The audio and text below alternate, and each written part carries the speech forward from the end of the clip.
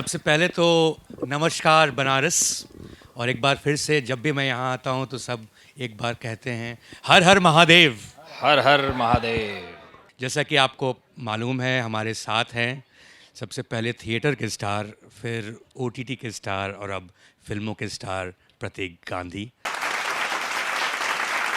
प्रतीक, आपका भी बनारस में और जागरण फिल्म फेस्टिवल में स्वागत है। ऑफकोर्स ये शहर सिर्फ गंगा और घाट का नहीं है, ये शहर कहानियों का है, कला का है। पर्सनली आप कभी जुड़े हैं बनारस से? कभी शूट किया हो यहाँ पर, या कभी आए हों, कभी परफॉर्म किया हो? कुछ यादें अगर आपको हों बनारस की। मैं बनारस आया था काफ़ी सालों पहले, एक एक शूट करने ही आया था। तब तो खैर मेन स्ट्रीम फिल्म में वो सेंट्रल कैरेक्टर वाली जर्नी शुरू नहीं हुई थी। तो कोई एक फिल्म थी जिसमें एक दोस्त का किरदार करने यहाँ आया था, पर तब मैं पहली बार बनारस में कुछ 12-15 दिन रुका था। क्या यादें हैं आपकी? मुझे यहाँ का खाना पीना बहुत पसंद है। ओके। खाना बहुत पसंद है यहाँ का। कुछ रिकमेंडेशंस देंगे आप, जब तक प्रतीक हैं यहाँ पे, कहाँ जाना चाहिए? मुझे तब किसी ने एक रिकमेंडेशन दिया था, कौन सी जगह पर शूट कर रहा था मुझे जगह का नाम नहीं पता, पर वहाँ की चाट बहुत मशहूर है। कौन सी चाट होगी? काशी चाट? हाँ वैसा ही था कुछ, तो वो चाट बहुत मशहूर है। हाँ। बीना चाट बना, हम भी लिख रहे हैं, कल जाएंगे, कल सुबह सुबह। हाँ हाँ please. And in terms of personally, अब ये बता दूं सबको कि ये जो हमारा जो ये सेशन है इसका शीर्षक है इंजीनियर से एंटरटेनर एंड अनस्क्रिप्टेड जर्नी। सबसे पहले तो मुझे लगता है, and Prateek weigh in on this, कि जो भी जर्नीज होती हैं वो अनस्क्रिप्टेड ही होती हैं। आप सोचते कुछ हैं, होता कुछ है। क्या आपके साथ भी ऐसा ही हुआ इन टर्म्स ऑफ योर जर्नी? बताओ कलाकार, बताओ एज ए ह्यूमन बीइंग, जो सोचा था और जहाँ पहुँचे, जब पहुँचे और कहाँ जा रहे हैं। तो मेरी जर्नी वैसे अनस्क्रिप्टेड रही, पर बहुत ही मैजिकल रही।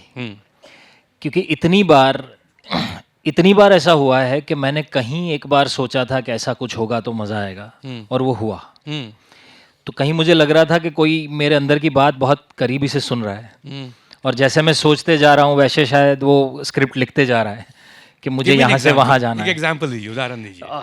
तो ऐसे बहुत सारे एग्जाम्पल हैं, पर एक ऐसा है कि मैं सूरत से हूँ, गुजरात का जो शहर है सूरत, और वहाँ हम थिएटर करते थे। तो सूरत में, उस शहर में एक बहुत ही कमाल की प्रथा चल रही है कुछ पिछले काफ़ी सालों से, कि वहाँ का जो म्यूनिसिपल कॉरपोरेशन है वो हर साल एक थिएटर कंपटीशन अरेंज करता है। तो सूरत में तकरीबन 12 से 15 थिएटर ग्रुप्स हैं जो पूरा साल तैयारी करते हैं उस एक कंपटीशन के लिए। और वो एक रोटेटिंग ट्रॉफी के लिए मतलब लगे रहते हैं सारे। और उसमें सारे ऐसे हैं जो कहीं ना कहीं काम कर रहे हैं, नौकरी कर रहे हैं, अपना बिजनेस कर रहे हैं, और रात को थिएटर प्रैक्टिस करते हैं और शो की तैयारी करते हैं। तो हम कुछ 4 महीने जैसी तैयारी करते हैं एक शो के लिए। अब उसमें जो फाइनल में सिलेक्ट होंगे उनको दूसरा शो करने का मौका मिलेगा। तो ये प्रथा चल रही थी। तो मैं जब वहाँ शोज़ करता था तो हमारे एक आध शो में टिकट बेच के लोगों को लाने में बहुत दिक्कत होती थी कि यार। और वहीं मुंबई से जब कोई भी थिएटर ग्रुप आता था शो करने तो उनके एडवांस पैक शोज होते वो भी कम्पीट करते थे? नहीं, वो कम्पीट नहीं करते थे, वो प्रोफेशनल थिएटर ग्रुप्स हैं। तो जब मैं उनका एक प्ले देख रहा था मुझे लगा कि ऐसा हम क्या नहीं कर पा रहे हैं कि हमारे यहाँ ऑडियंस नहीं आती। अब तब तो मतलब कॉलेज में हैं और वही सोच रहे थे कि ऐसा क्या हमारे यहाँ हम क्यों नहीं ला पा रहे हमारी ऑडियंस को। फिर देखा कि वहाँ जो फिनेस है, उनका कहानी कहने का जो तरीका है, उनका वो जो पूरा स्केल है, वो ऐसा है कि आपको उस चकाचौंध में ले जाता है तुरंत। तो मैंने सोचा कि जिस ग्रुप का मैं प्ले देख रहा था तो वही सोचा था मैंने कि कभी ऐसे काम करने मिलेगा तो मज़ा आएगा। अब मैं भी भूल चुका था ये सोच के।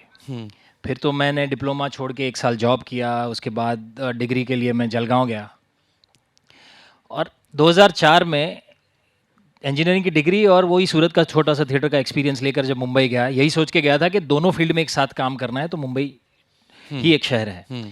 अब वहाँ जाके लोगों से मिलने की शुरुआत की, ना किसी को जानते थे ना कुछ थे, कौन कौन शोज़ कर रहा है। और मैं प्रेडोमिनेटली गुजराती थिएटर करता था, तो मुंबई में गुजराती थिएटर सर्किट एक बहुत ही पैरेलल इंडस्ट्री है। तो मैं वहाँ कुछ लोगों से मिला, और पहला प्ले जो मुझे मिला वो उसी ग्रुप के साथ मिला। अच्छा। जिसका प्ले देखते हुए मैंने सोचा था कि कभी ऐसा काम करना है। सो फिरोज भगत करके एक डायरेक्टर प्रोड्यूसर थे, बाली वाला थिएटर्स उनका ग्रुप था। सो अपरा मेहता और फिरोज भगत, तो वो थिएटर पे बहुत ही सुपरहिट जोड़ी रही है जी, उनकी, जी, बहुत गुजराती well known थिएटर है, पे हाँ। सालों से उन्होंने प्लेस किए हैं। तो मुझे सबसे पहला प्ले आप आर के पेले पार, वो मेरे जीवन का पहला और इकलौता कमर्शियल नाटक जो मैंने किया, बाकी सारे तो एक्सपेरिमेंटल प्लेस ही किए हैं। तो वो मिला, उस प्ले के 250 शोज हुए, उस प्ले की वजह से पहली बार मेरा पासपोर्ट बना, दुबई के शो के लिए गया था, पहली बार मैं फ़्लाइट में बैठा। और उस थिएटर की वजह से मैं शायद पूरे पूरे गुजरात में, और बेंगलोर पहली बार गया मैंने, चेन्नई में पहली बार परफॉर्मेंस किया। तो ये मतलब इतना कुछ पहला हुआ उस प्ले की वजह से, और वो वही ग्रुप था जिसको देख के मैंने सोचा था कि कहीं ऐसा करने मिलेगा। तो मुझे लगता है कि, और ऐसा बहुत बार हुआ आगे, जैसे जैसे सोचते गया। ऐसा दूसरा एक एग्जाम्पल था कि मैं इंडस्ट्रियल इंजीनियर हूँ, diploma mechanical B production. So production engineering जब हम पढ़ते थे, नेशनल प्रोडक्टिविटी काउंसिल एक काउंसिल है which comes under finance ministry. It's a non profit organisation that way. So man power planning, productivity improvement उनका core area है। हम लोग जो पढ़ाई करते थे तो उस काउंसिल के बारे में पढ़ते थे कि इंडस्ट्रियल इंजीनियर्स के लिए this is the place to work as consultants. पढ़ते थे तभी भी लगता था कि कितना कमाल का प्रोफाइल है ये, मुझे बहुत मज़ा आता था उसमें। मुंबई जाके सबसे पहला प्रोजेक्ट मिला नेशनल प्रोडक्टिविटी काउंसिल में। ग्रांट रोड ईस्ट में उनका ऑफिस है। न्यूज़पेपर में छोटा सा ऐड देखा था मैंने कि production engineers required, even freshers can apply. मैंने पहले अप्लाई किया, मेल बाउंस हुआ। तब तो वो ईमेल आईडी भी मतलब जैसे थे उनके, कहीं जाकर किसी वो इंटरनेट कैफे में जाकर 1 घंटे का 40 रुपये, हाँ वो VSNL.net, एग्जैक्टली VSNL.net था। तो 1 घंटे के कुछ 30-40 रुपये जो भरने थे वैसे करके मैंने पहला मेल किया।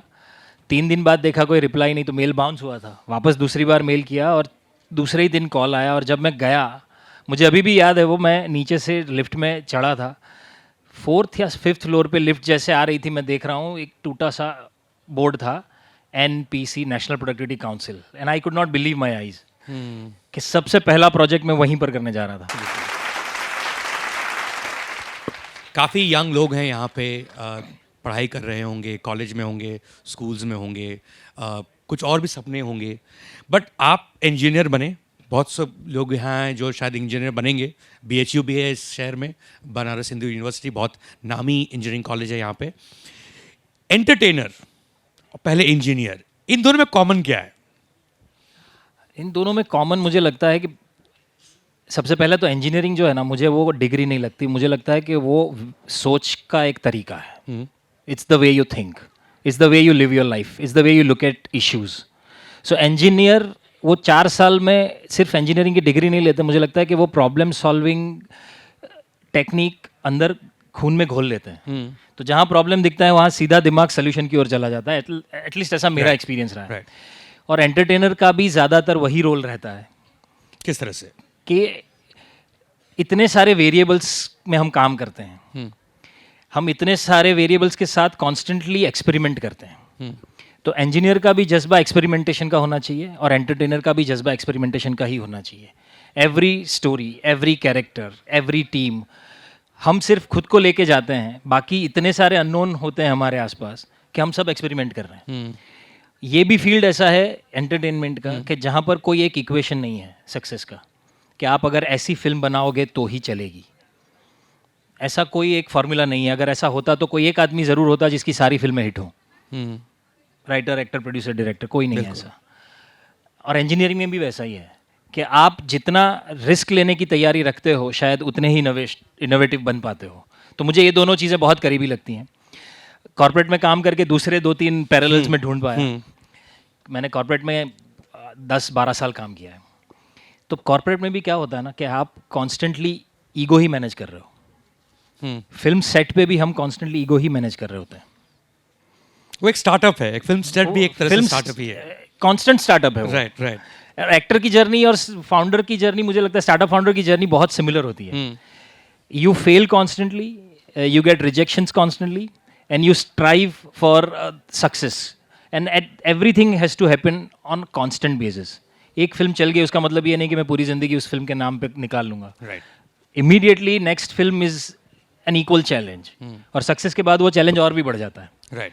तो कॉर्पोरेट में भी वही है कि आप एक बार आपका प्रोजेक्ट हो गया, उसके बाद दूसरे ही दिन आप तुरंत दूसरी पीपीटी बनाते हो और दूसरे प्रोजेक्ट में लग जाते हो। पर ये ईगो मैनेजमेंट जो स्किल है ना, वो बहुत कमाल की चीज़ है। वो बताइए। तो मुझे लगता है कि जैसे कॉर्पोरेट में भी हम बहुत बार करते थे ये, और रोज़ की लाइफ है कि दूसरे के ईगो को टच किए बिना आप अपनी बात कैसे पहुंचा सकते हो, वही एक बहुत बड़ा स्किल है।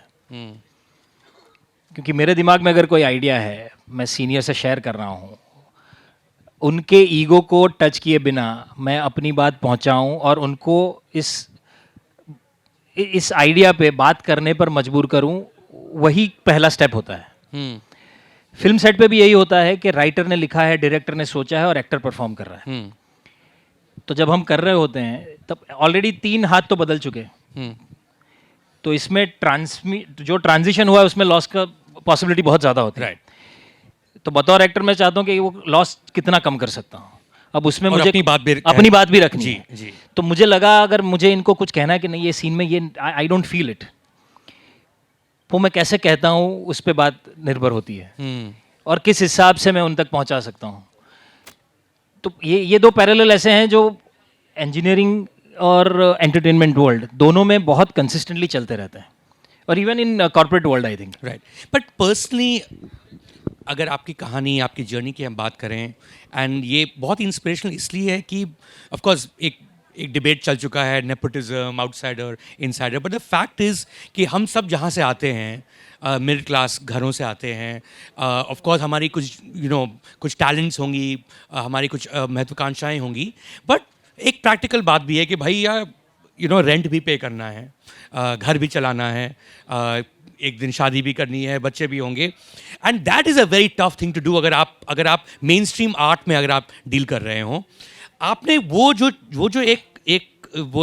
एक रोड चुना कि भाई मैं जब तक इंजीनियर हूँ, जब तक मुझे नौकरी है मैं नौकरी करूँगा और साथ साथ मैं थिएटर करूँगा। Is that a conscious call आपने एक लिया कि भाई ये सब छोड़ के, बिकॉज बहुत लोग ऐसे हैं कि सब कुछ छोड़ छाड़ के पहुँच जाते हैं बॉम्बे कि भैया ये मेरा ड्रीम है और एक दिन मैं अचीव करूँगा, एंड ऑफकोर्स इनकी जो सक्सेस स्टोरीज हैं वो सबको पता है, इनकी जो फेलियर स्टोरीज है किसी को नहीं पता, एंड फेलियर स्टोरीज बहुत ज़्यादा हैं सक्सेस। ये जो सोच है प्रतीक, ये आपके अंदर से आया या आपके आसपास आपके पेरेंट्स या आपके दोस्तों ने बताया कि भाई पहले एक नौकरी ले लो, उसके बाद तुमको जो करना आगे जाके कर लेना, वो प्लान बी है?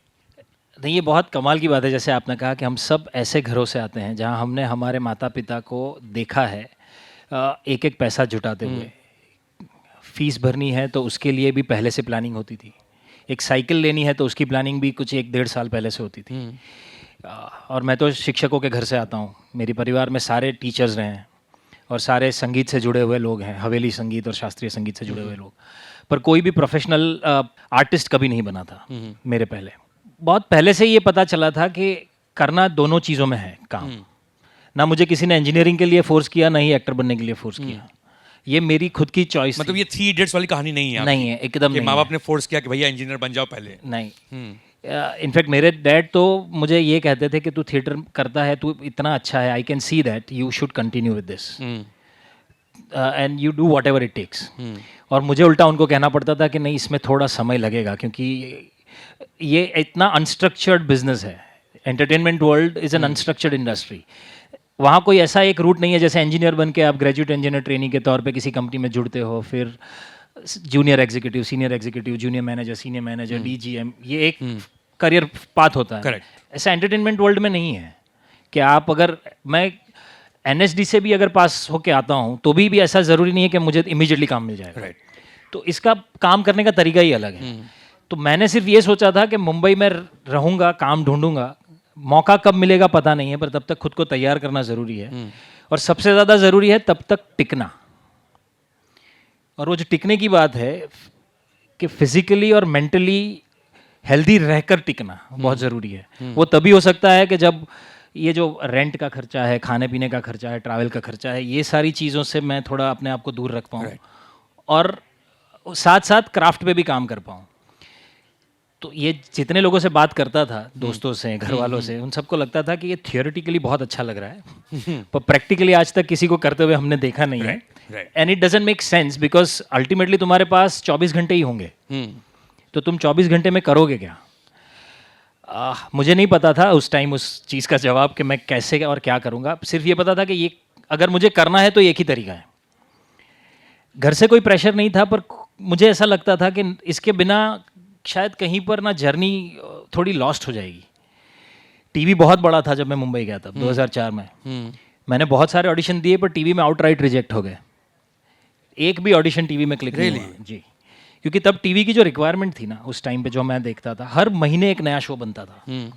पर फिर भी जितने लोग आप सेंट्रल कैरेक्टर में या किसी भी कैरेक्टर में देख रहे हो, उनका दिखने का एक तरीका होता था।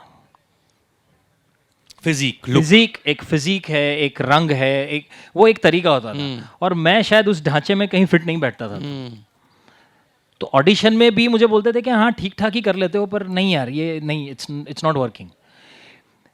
और क्योंकि ये स्ट्रक्चर्ड नहीं है तो आपको ऐसा कोई अच्छा फीडबैक नहीं मिलता है कि आप घर जाके उस पर काम कर सको। वो फीडबैक तो इतना लूज एक लाइन में मिलेगा, अब आप उसको थिन स्लाइस करो और खुद समझो कि मैं कहाँ पर काम कर सकता हूँ।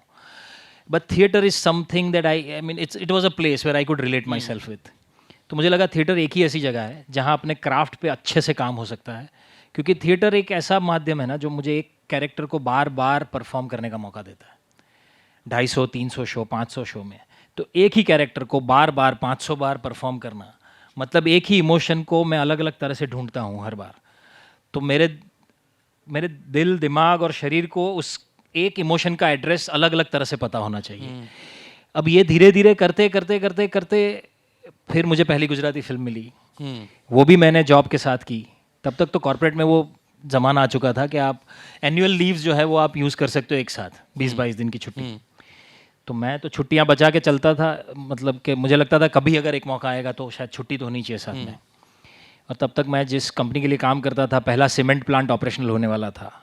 मेरी ज़रूरत सीमेंट प्लांट पर थी कि भाई तुम्हें ने मैन पावर प्लांट डिज़ाइन किया है तो अब तो प्लांट ऑपरेशनल होगा, तब तुम्हें वहाँ जाना पड़ेगा। तभी पहली गुजराती फिल्म की ऑफ़र आई अब 2012 में, और वो भी ऐसे कि गुजराती फिल्म में सस्टेनेबल बिजनेस मॉडल तब तक नहीं था, अभी भी जैसे तैसे बन रहा है। तो उसमें भी कोई एक भी रुपया नहीं मिलने वाला था। अच्छा, हमने सिर्फ सोचा कि गुजराती फिल्मों का नया दौर शुरू करने के लिए अच्छी कहानी है, करते हैं कुछ। तो अभिषेक जैन जो कि डायरेक्टर था, उसने अप्रोच किया एंड देन आई सेड करते हैं। 20 दिन की छुट्टी ली और जाके बेयार शूट कर ली। और मैं यही बोल के आया था कि यार ये छुट्टी मिली है अब 2 साल बाद, तो अब अगर प्रमोशन वमोशन भी करना है तो मैं तो नहीं आ पाऊंगा, आप लोग देख लेना। बेयार रिलीज हुई, उसने गुजराती फिल्म इंडस्ट्री के लिए कुछ नया ही मोड़ ले लिया। It became the first ever Gujarati film to get into multiplexes. पहली ऐसी गुजराती फिल्म थी जिसके गाने यंगस्टर्स के मोबाइल में पहुंच गए थे। तो मतलब इतना कुछ हुआ उसके साथ, और मैं जॉब ही कर रहा हूँ अभी। तो नीरेन भट्ट जो कि अभी बहुत ही सेलिब्रेटेड राइटर्स हैं। जानते थे कि आप फिल्मों में भी काम करते हैं या? जी जी जी, कि मतलब सुपरमैन की तरह थे आप, क्लार्क कैंट, और फिर रात नहीं तो तब तक ये हो चुका था कि इतने सालों में, जॉब के इतने साल में, मैं सुबह 5:30 से 7:30 रिहर्सल पे जाता था। फिर पार्ला से नवी मुंबई, या फिर तो मैं शिफ्ट हो गया था मलाड। तो मलाड से नवी मुंबई की जो जर्नी है वो 1.25 घंटे की है। तो फिर वो ऑफिस जाना, और ऑफिस रात को आके या तो रिहर्सल होता था या तो शूट होता था। तो ये कुछ 4-5 साल चला। तब उन लोगों को पता चल गया था, साहब ऑफिस में सबको पता था। And I used to report to CEO and HR head. तो उनको भी पता था कि ये कर लेता है मैनेज, तो तब तक दिक्कत नहीं थी। पर 2016 में जब दूसरी फिल्म की छुट्टी ली, तब उनको लगा कि ये वापस नहीं आएगा। और वो दूसरी फिल्म थी रॉन्ग साइड राजू, जिसको 2016 में नेशनल अवार्ड मिला। और वो मेरी दूसरी ही गुजराती फिल्म थी। उसके बाद मुझे लगा कि दोनों जगह पर, एंटरटेनमेंट वर्ल्ड में भी और इंजीनियरिंग में भी, दोनों जगह पर अपॉर्चुनिटी लॉसेस हो रहे हैं। क्योंकि मुझे दूसरी कंपनी से ऑफ़र थे, one of the big 4 consultancies, उसमें से एक ऑफ़र था। और अगर मैं वो ऑफ़र लेता तो मुझे मुंबई छोड़ के पहले कुवैत जाना पड़ता 1.5 साल के लिए प्रोजेक्ट पे, फिर वापस आता, तो मेरा थिएटर भी एकदम छूट जाता। और यहाँ पर गुजराती फिल्मों से, थिएटर से अच्छे अच्छे काम की ऑफ़र मिल रही थी, वो भी मैं नहीं ले पा रहा था फ्रीक्वेंटली। तो फिर सोचा कि अब 2 घोड़ों वाली सवारी काम नहीं करेगी। तो अभी किसी एक ही फील्ड को चुनने का मौका आ गया था। इतने सालों में ना मैंने खुद को, मतलब मुझे लगता था कि मैं अपने परिवार वालों को समझाने का प्रयत्न कर रहा हूँ कि नहीं नहीं मैं कर लूँगा, नहीं नहीं मैं कर लूँगा। पर तब पता चला कि मैं एक्चुअली खुद को ही कन्विंस करने की कोशिश कर रहा था कि ये जो सेफ्टी नेट था ना पूरा, महीने की पहली दूसरी तारीख को जो सैलरी आ जाती है, तो एडिक्शन है एक तरह वो से, एक एडिक्शन है। हाँ। वो बहुत बड़ा एडिक्शन है, और वो ना एक सोने की जंजीर जैसा है जिसमें हर साल 10% के एडिशन की वो एक कड़ी जुड़ती जाती है। तो जब लास्ट ईयर तक मैं सोच रहा था कि यार साल का 12 लाख का पैकेज है, तो अब मैं सोच रहा हूँ साल का 14 लाख का पैकेज है। कुछ चेंज नहीं हुआ लाइफ में, कुछ चेंज नहीं हुआ, सिर्फ वो 2 लाख जो बढ़ गए उसने और टेंशन दे दिया कि अब मैं कैसे करूँगा। 3 साल बाद सोचा तो अब तो साल का 18 लाख का पैकेज है, अब कैसे होगा। तो वो सोचते सोचते 8-9 साल हो गए, और तब ये 2016 सितंबर का टाइम था जब मैंने सोचा कि जो होगा वो देखेंगे, अब पहले ये कर लेते हैं, क्योंकि अभी नहीं तो कभी नहीं ऐसा लग रहा था। और तब उसके पहले मतलब 2-3 ऐसे मौके भी आए थे जिसकी वजह से और थोड़ा सोचने पे मजबूर हो गया था। मेरी वाइफ को ब्रेन ट्यूमर डिटेक्ट हुआ, उसकी सर्जरी हुई। मेरे फादर को कैंसर डिटेक्ट हुआ, उनकी पूरी ट्रीटमेंट हुई। अब कॉर्पोरेट में जब जॉब करते हो तो आपको पूरा एक मेडिक्लेम और ये सारी फैसिलिटीज़ भी होती हैं, तो उसकी वजह से जो एक ऐसा था कि ऐसे मौके में आप थोड़ा संभल के मैनेज भी कर पाते हो। अब जब मैं जॉब छोड़ने वाला था तब ये दोनों एपिसोड देख चुका था, तो फिर सोचा कि अगर कहीं वापस कुछ होगा तो कैसे मैनेज करेंगे। पर ऐसे इतने सारे अननोन थे कि सारे जवाब उस समय पे ढूंढने का कोई लॉजिक भी नहीं था। तब तक एक छोटा घर भी ले लिया था, उसकी लोन थी। मेरी बेटी सिर्फ 4 साल की थी, पर मैंने सोचा कि अभी नहीं तो कभी नहीं यार, ये नहीं हो पाएगा नहीं तो। और इतना जो जिस हिसाब का मेरा एक्सपीरियंस भी था कि 2 साल का अगर ब्रेक ले भी लिया तो बाद में वापस जॉब तो कहीं ना कहीं मिल ही जाएगी। तो है ही। हाँ, कुछ तो कर ही लेंगे। ये मैं बताना चाहूँगा इस ऑडियंस को, जिस फिल्म की बात कर रहे हैं प्रतीक गांधी, इस फिल्म का नाम है रॉन्ग साइड राजू। आप देख सकते हैं अमेजॉन प्राइम वीडियो में। It's a phenomenal film. Of course जैसे कि आपने कहा नेशनल अवार्ड मिल चुका है बेस्ट गुजराती फिल्म का, बट ऑल्सो मैंने जब देखी भाई ये क्या कलाकार है भाई, यू नो इट्स एक थ्रिलर है।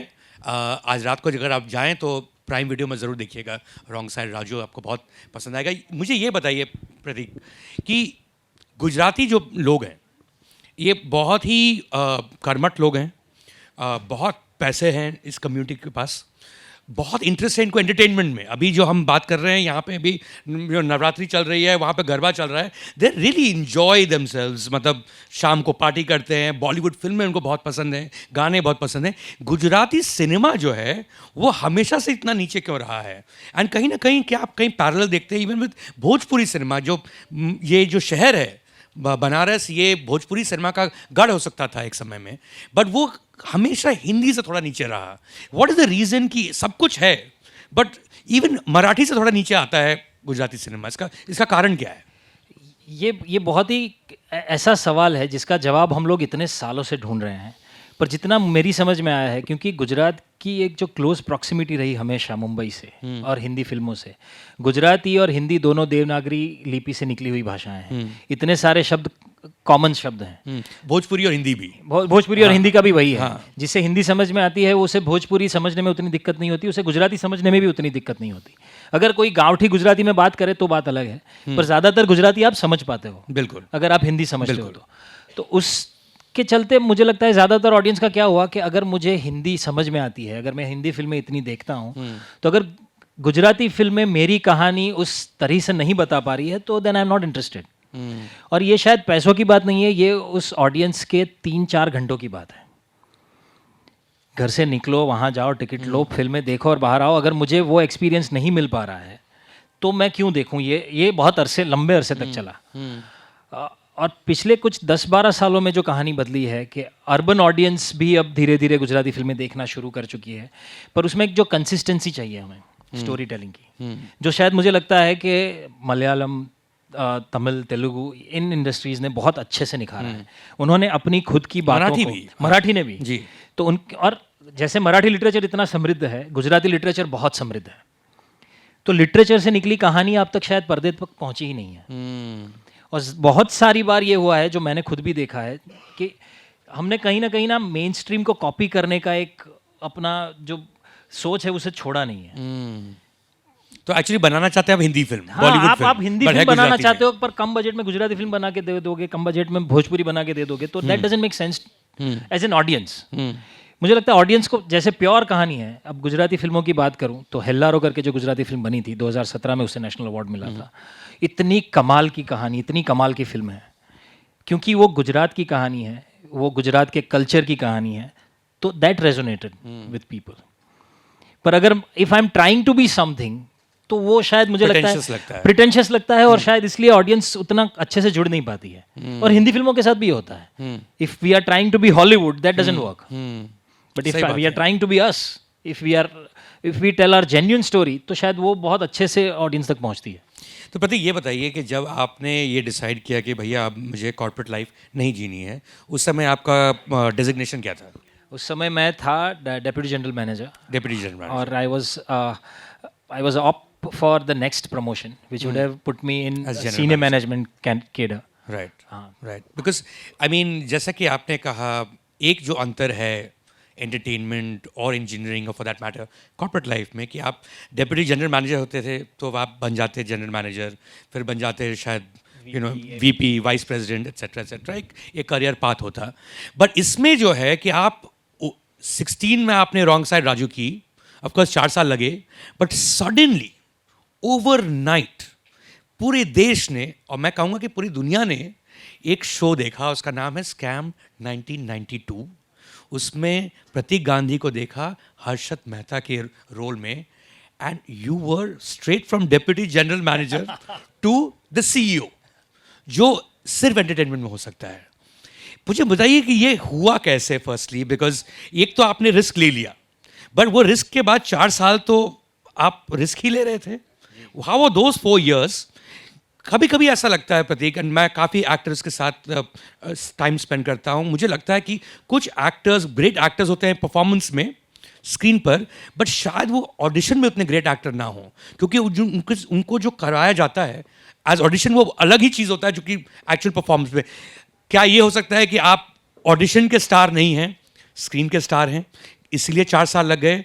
और हाउ वर दोस 4 years? उसके बाद हम बात करेंगे ऑफ कोर्स स्कैम 1992 की। सो 2016 में जब जॉब छोड़ा ना, उसके बाद बैक टू बैक मैंने 8 फिल्में की।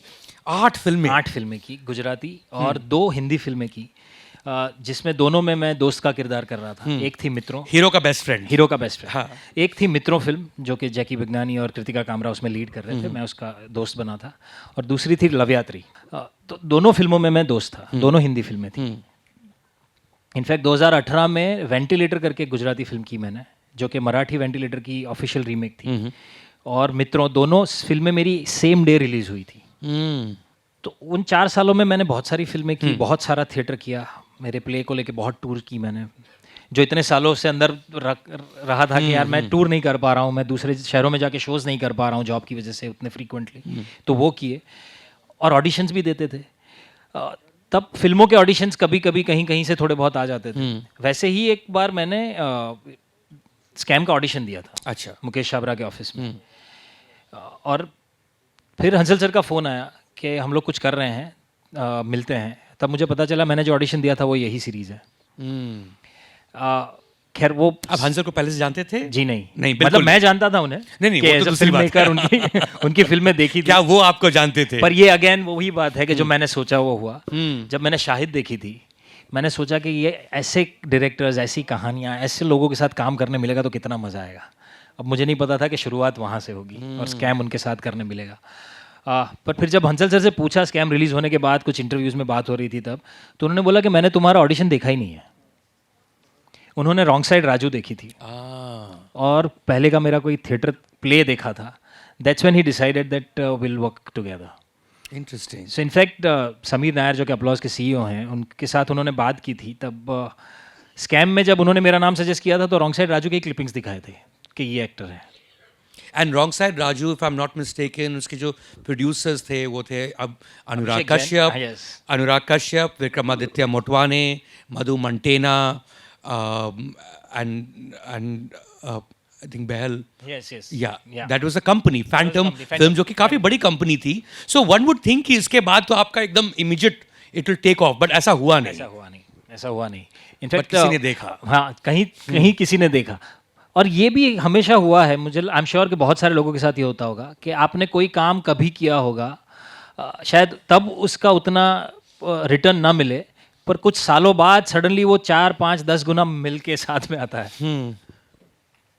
तो एक काम से दूसरा काम मिलना, मतलब ये इंडस्ट्री ऐसे ही चलती है। पॉइंट आपका ये है कि मिले या ना मिले काम करते रहना चाहिए, एंड यू नेवर नो कि आज कुछ किया है उसके 4 साल बाद उसका कुछ फ़ायदा मिले, and that is a great lesson जो यहाँ पे यंग लोग हैं। बट मैं आपसे ये जानना चाहता हूँ कि ये ओवरनाइट सक्सेस जो होता है, जो और किसी फील्ड में इस तरह से नहीं होता है, आई थिंक स्पोर्ट्स में होता है कि आपने इतने साल ट्रेनिंग की और उसके बाद आप एक किसी साल ओलंपिक में गए और उस साल आपको गोल्ड मिल गया, पूरी दुनिया जानती है आपको, वो एंटरटेनमेंट में होता है। वो क्या फीलिंग होती है प्रतीक? ये बहुत ही कमाल की फीलिंग होती है। और क्योंकि ये इतना, मतलब वैसे देखो तो दुनिया के लिए ओवरनाइट हुआ ये, कि कौन है, कहाँ से आया है, हम इसे जानते नहीं थे, सडनली एक सीरीज़ आई और रातों रात ये इतना बड़ा आदमी हो गया, या रातों रात लोग इसे जानने लगे। पर ये हर रोज़ ना वो थोड़ा थोड़ा थोड़ा थोड़ा इकट्ठा करते करते करते करते यहाँ तक पहुँचा था। तो मैंने वहाँ से शुरुआत की थी, जब हमको सिर्फ ये लगता था कि पैसे चाहे ना दो, सिर्फ एक थोड़ा सा कुछ करने दो। तो कहीं किसी की बुक लॉन्च हो रही है तो जाके उनकी बुक की लिखी हुई कविता पढ़ लेते थे, कभी जाके नाट्य पठन कर लेते थे, कहीं पर किसी भी नाटक में रिप्लेसमेंट का किरदार भी मिले तो कि एक सीन का काम है पर हमको करने दो। जब आप सामने से काम मांगने जाते हो तब ज़्यादा पैसे नहीं मिलते हैं, या तो पैसे ही नहीं मिलते हैं। ये ज़्यादातर एक्सपोजर दे रहे हैं, सब आपको एक्सपोजर ही दे रहे होते हैं। पर तब हमें सिर्फ यही लगता था कि हमें करने दीजिए, जितनी बार करने मिलेगा शायद कहीं ना कहीं ये देख के कोई और काम दे देगा। तो वहाँ से जब यहाँ तक पहुँचते हैं धीरे धीरे धीरे धीरे धीरे, तो इनफैक्ट मुझे तो ये लगता था, जो कि मेरी बेटी ने बहुत प्यार से पूछा था मुझे ये जब स्कैम रिलीज़ हुई तब वो 6 साल की थी, तो उसने मुझे पूछा, पापा क्या हो गया सडनली, ये लोग इतनी क्यों तारीफ़ें कर रहे हैं? मैंने तो आपकी आगे की फिल्में देखी हैं, ऐसे ही तो काम करते हो तो नया क्या किया? और मैं भी खुद से यही पूछ रहा था कि ऐसा मैंने किया क्या, सडनली क्या हो गया लोगों को? पर फिर धीरे धीरे पता चला कि ये पहला ऐसा काम था जो इतने सारे लोगों तक एक साथ पहुंचा है। पर और ये खुशी ऐसी है कि जिसे आप शायद शब्दों में रखना बहुत डिफिकल्ट है, पर जब लोगों की आंखों में वो दिखता है ना कि अरे यार क्या कमाल काम किया है आपने, तो वो सबसे पहले ऐसा लगता है कि शायद कुछ ठीक कर रहे थे। पर सबसे बड़ा जो चेंज लगा मुझे, वो राइटर्स, डायरेक्टर्स, मेकर्स, जिनसे मैं पहले भी मिलता था, कहीं बार पहले भी जाता था, कहीं भी देखता, सडनली उनकी आंखों में ना ट्रस्ट दिखने लगा। उनकी आंखों में वो विश्वास था कि ये आदमी कर लेगा। तो जब पहले हमें काम मिलता था, हम शूट पे जाते थे या शो पे जाते थे, तो कॉन्स्टेंटली एक प्रेशर होता था परफॉर्मेंस का कि यही मौका है, कर लेते हैं, दिखाते हैं इनको कि शायद मुझे कुछ आता है, मैं कर। अब यह है कि उनकी आंखों में ऑलरेडी इतना ट्रस्ट है कि वो परफॉर्मेंस का प्रेशर निकल गया है, तो अब मैं वो परफॉर्मेंस से आगे जाके कुछ और एक्सप्लोर कर सकता हूँ उस कैरेक्टर में, उस कहानी में। सो आई फेल्ट लिबरेटेड सडनली, कि अब वो आज़ादी मिली है कि अब जाके खुद को पूरा अंदर झोंक के कुछ कर सकते हैं।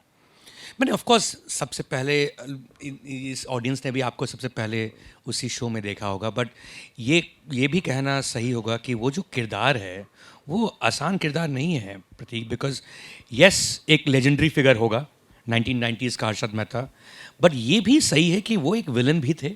बहुत लोगों का नुकसान हुआ उनके उस पर्टिकुलर स्कैम को लेकर। वो शब्द स्कैम हम जब जानते हैं आज, वो उस स्कैम से ही जानते हैं। जब आप ऐसे किरदार में घुसते हैं जहाँ पे आप वो हैं व्यक्ति, तो आप अपने आप को तो इतना नीचा नहीं दिखा सकते हैं, because that is who you are, you have to be convincing. But at the same time ऐसा हीरो ना बन जाए कि लोग सारे स्कैम ही करने लगे हम, क्योंकि हीरो तो ऐसा ही है। कितना मुश्किल था ये किरदार आपके लिए पर्सनली, वो बैलेंस मेंटेन करना कि भैया मैं हूँ जो हूँ, बट एक्चुअली जो मैं कर रहा हूँ वो गलत है, और उसमें कोई दो राय नहीं है, but at the same time villain नहीं हूँ, कुछ बहुत लोगों का फ़ायदा भी हुआ है। उनके स्टॉक मार्केट टिप्स से बहुत लोगों ने कमाया 1990s में। कितना मुश्किल था ये किरदार, और कैसे घुसे आप इस किरदार में? ये बहुत ही पेचीदा किरदार था इस हिसाब से, और आपने बहुत ही सही तरह से इसे बताया है कि ना हम इसे विलन बनाना चाहते थे, ना हम इसे हीरो बनाना चाहते थे।